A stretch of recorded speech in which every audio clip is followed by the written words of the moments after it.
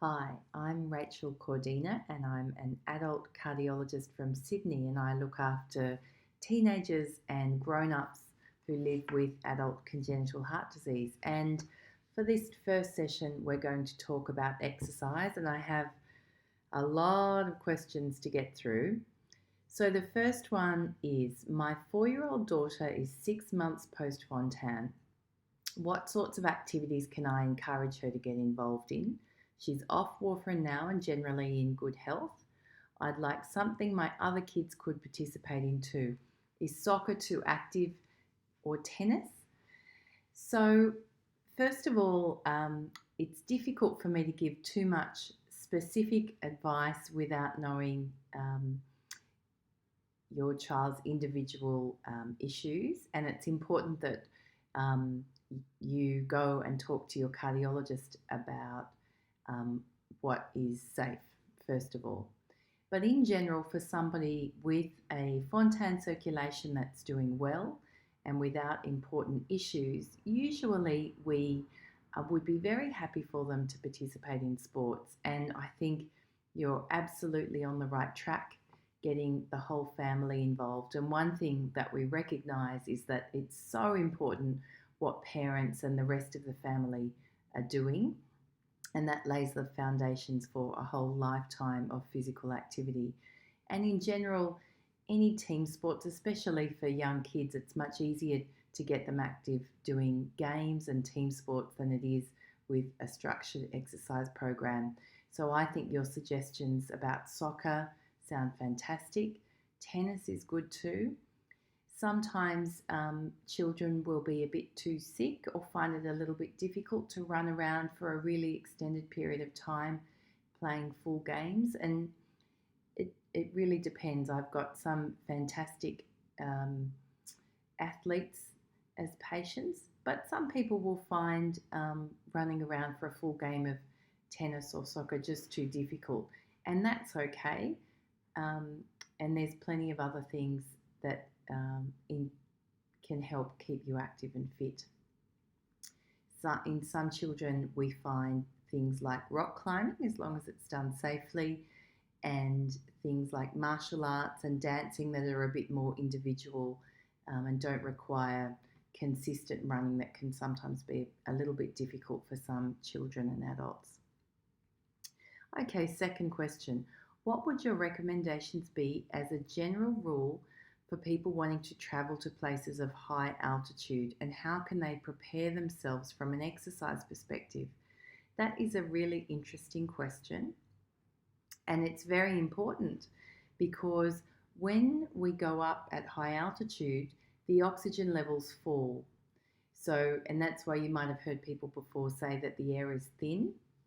There's actually a couple of studies that have suggested that at high altitude, people with a Fontan circulation don't perform as well, and it can even precipitate the deterioration. So levels of altitude like we have in Australia of 1,000 or 2,000 metres, that's not too much of an issue. But when we're talking about moderate to high altitude, it can impact your health.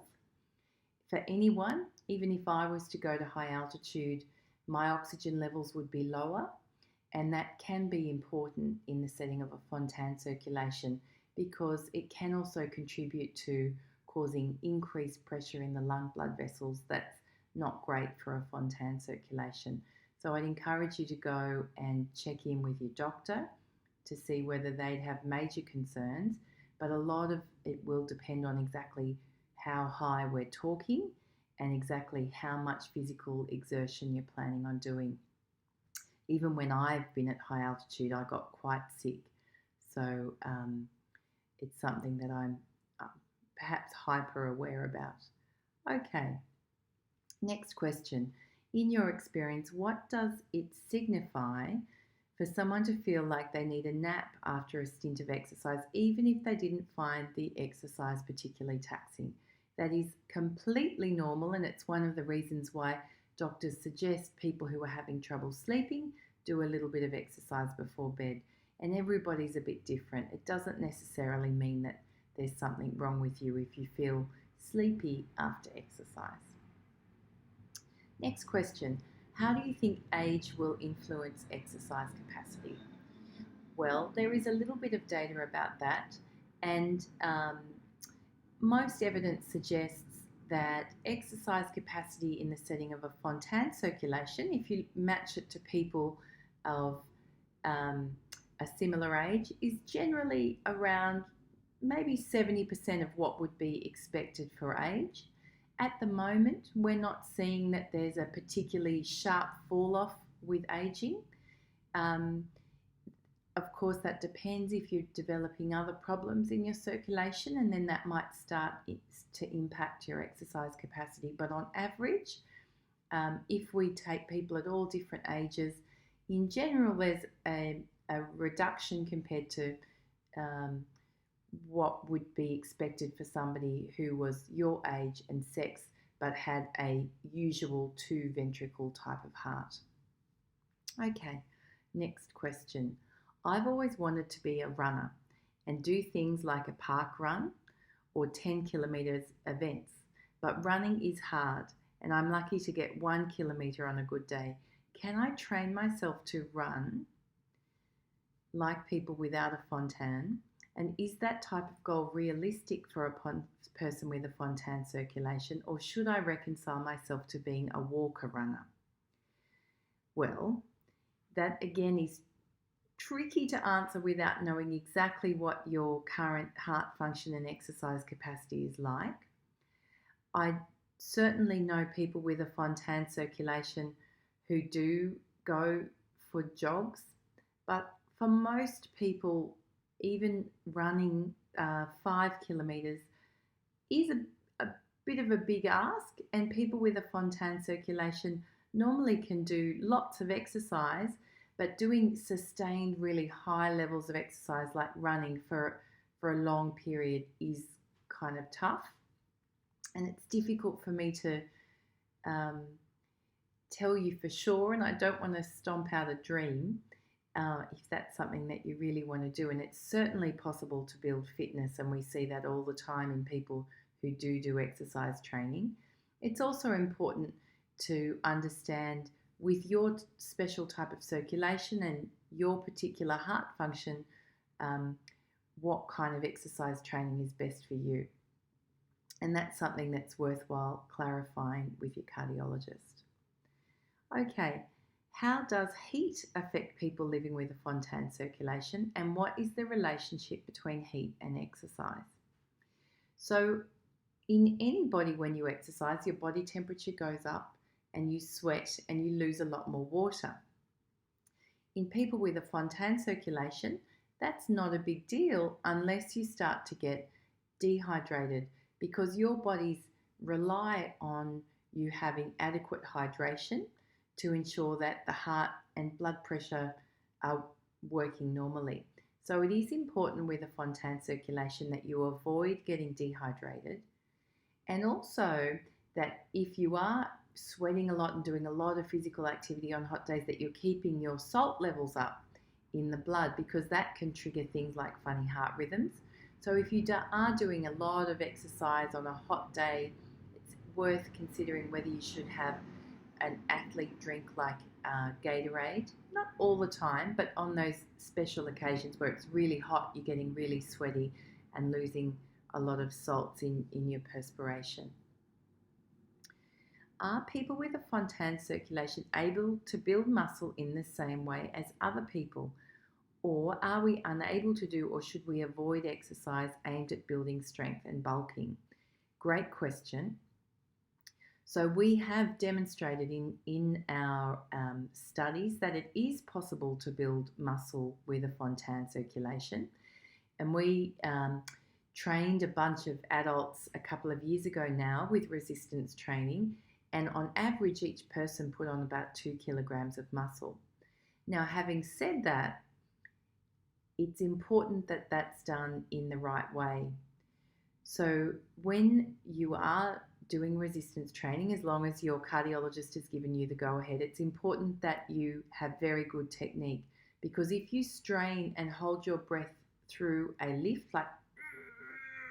like that, it can cause really rapid drops in blood pressure, and fainting spells, because the Fontan circulation relies very much on the breathing. When you breathe in and breathe out, you're helping to move blood into the heart. So technique is absolutely essential. And in terms of how hard to make the resistance training, that really depends on your type of heart function.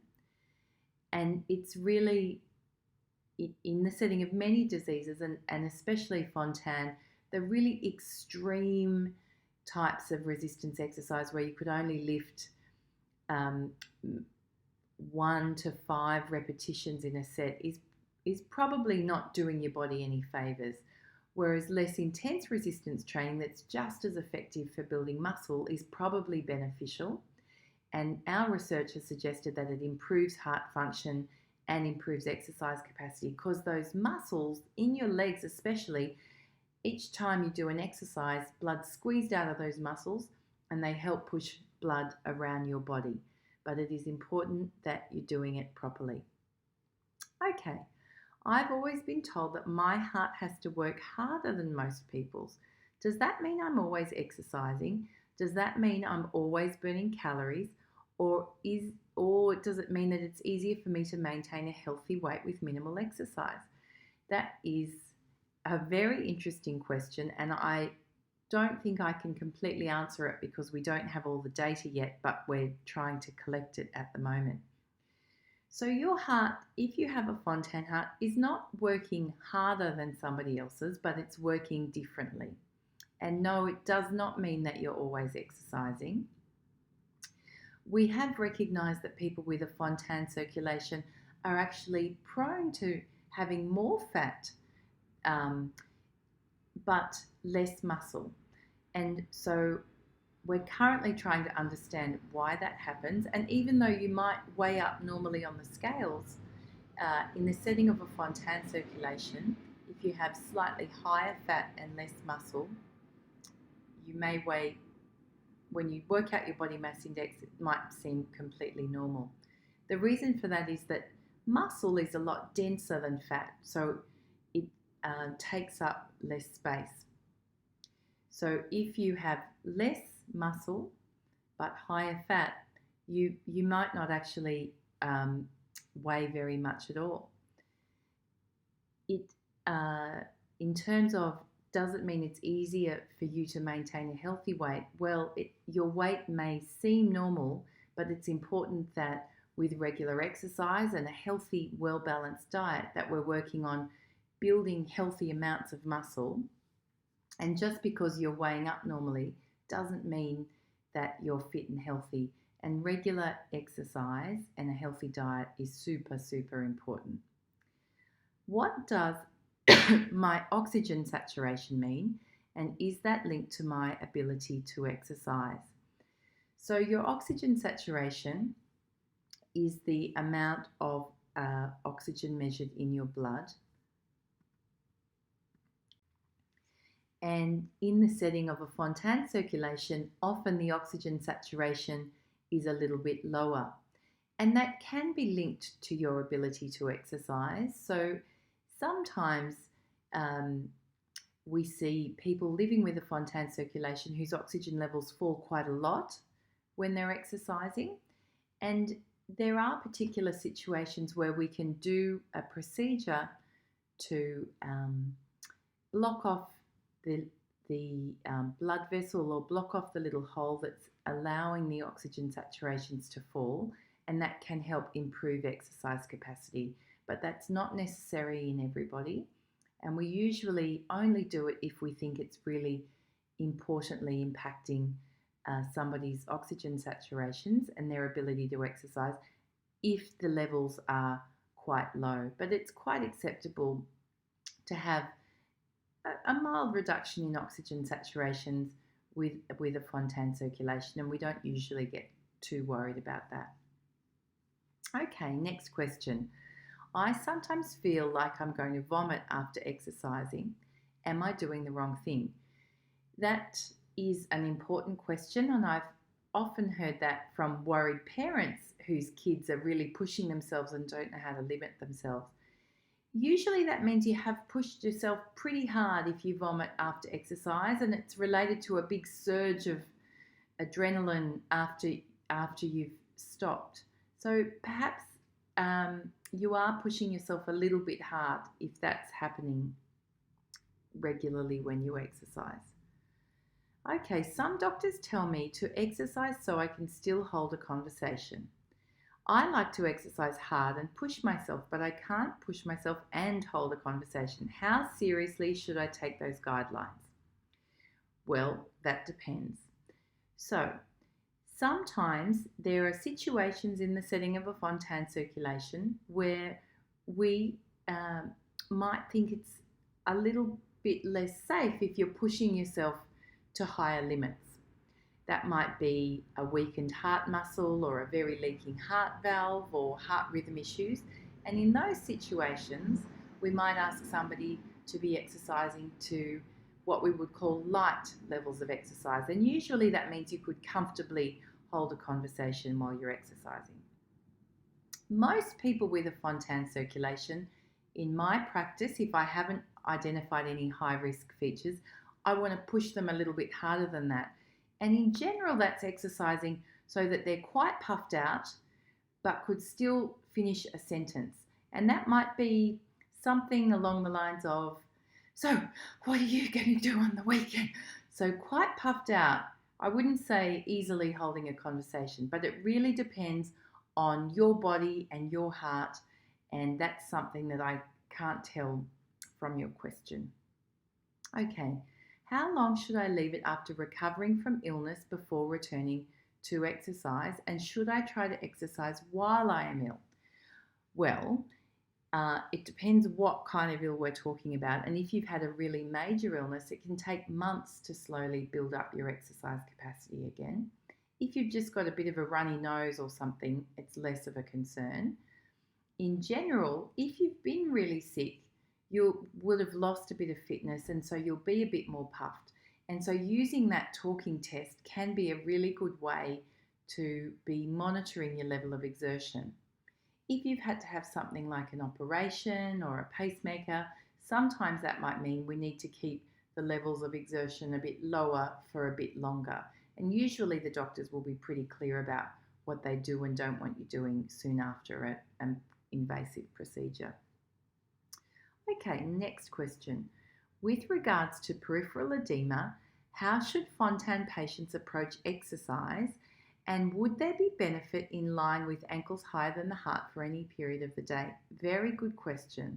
Okay, so first of all, if you are getting peripheral edema, sometimes that can mean that things can be optimized with your medications or with your heart function, and so it's worth mentioning that to your doctors. And usually we can optimize your medications so that the peripheral edema or the leg swelling is not too much of a problem. Having your legs hanging down and lower than your body for the day certainly does make edema worse. And some people will find overnight that the edema goes away because their legs have been up. So yes, if you're sitting down for an extended period of time, it is worth having your ankles a little bit higher. It doesn't necessarily need to be higher than your heart, but even if you have your legs resting on a little footrest or something, that will help. But most importantly, it's important that you talk to your specialists about whether there's anything we can do to get rid of that edema for you so that it's not there every day. Okay, next question. We were just wondering if, having had the Fontan, our son, currently 5 years old, is at any increased risk, if he sustains a significant knock to the chest in activities such as AFL or a cricket ball hits him. Right, sorry. Got it.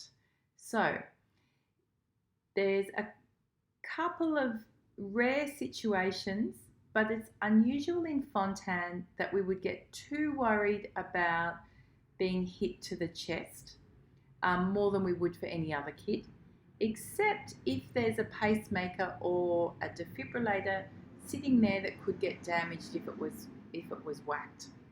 So it's worth clarifying with your cardiologist, but in general, a person with a Fontan circulation who's not on blood thinners like warfarin, we wouldn't get too worried about getting hit in the chest. If your child is on warfarin, well, you need to weigh up risks and benefits, and sports like rugby league are pretty risky if the child gets stuck in a scrum. Things like cricket are less risky, especially if your child is wearing a helmet. And AFL depends how rough the AFL is going to be, and I'd talk to your own cardiologist about that. But in general, any kind of sport that he likes, if he's enjoying it and running around having a good time, I think that's generally a pretty good thing, as long as you're making sure it's safe and cleared it with your doctor.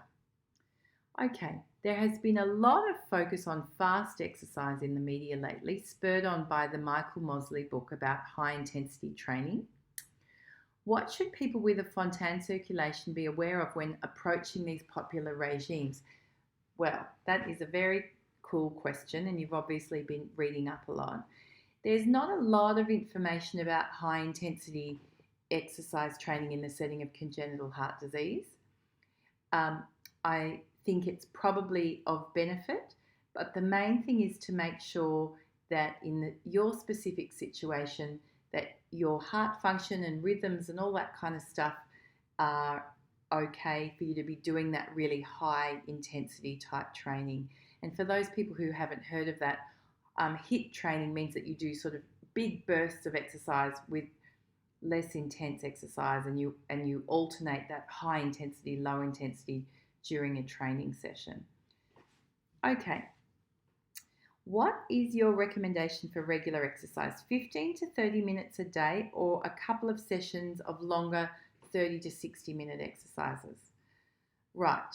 Well, in general, it would be great to be aiming for at least 30 minutes of the day, most days of the week, ideally at least 5 days of the week. I know that's difficult to find that dedicated time. I know it is for me. So incorporating activity into your day-to-day life is also super important. Taking the stairs, getting off a bus stop earlier, doing those kind of things so that you're incorporating physical activity into your day. It's not all about setting aside 30 minutes for a specific organised exercise session. Okay, what should the focus be? Light or free weight exercises, or more cardio-focused exercises like brisk walks, cycling and swimming? Okay, so there is no exercise trial in Fontan that has directly compared cardio versus resistance exercises. There have been studies that have investigated cardio exercises in detail, and some have done cardio with a little bit of light resistance, and we've studied quite intense resistance training, and all of them appear to be beneficial.